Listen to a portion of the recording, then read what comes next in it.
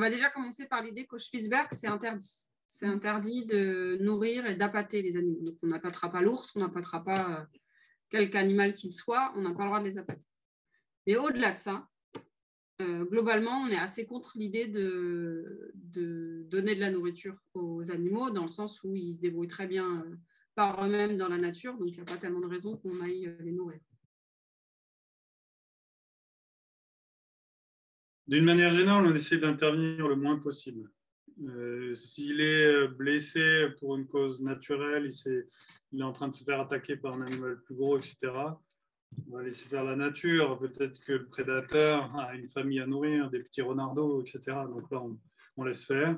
S'il est vraiment blessé, on le trouve au bord de la plage, il n'y a pas de prédateur, on ne sait pas d'où il vient, et qu'il a l'air, on se dit qu'on peut peut-être le sauver.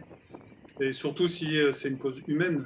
Par exemple, il a un filet de pêche autour du cou, ou les pattes avec du fil de paix, du fil nylon, ça peut arriver, ou il est mazouté. Bon, ben là, dans ce cas, oui, on va essayer de le recueillir et de le soigner. Non, a priori, les animaux n'ont pas peur de l'homme parce que là-bas, la chasse est globalement interdite. Donc, ils ne voient pas l'homme comme un prédateur. Donc, on n'a pas forcément besoin de se cacher.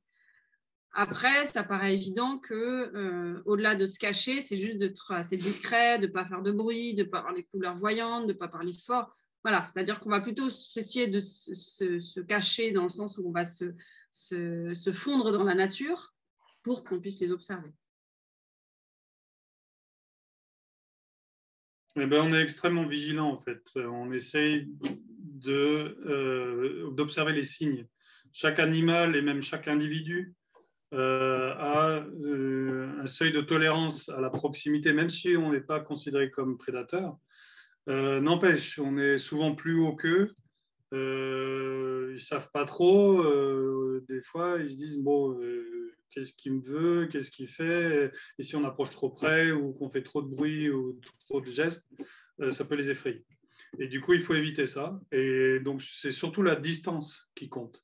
Jusqu'à où on peut aller s'approcher sans les déranger. C'est ça qu'on évalue vraiment au cas par cas en fonction des signes qu'on observe et qu'on sait interpréter.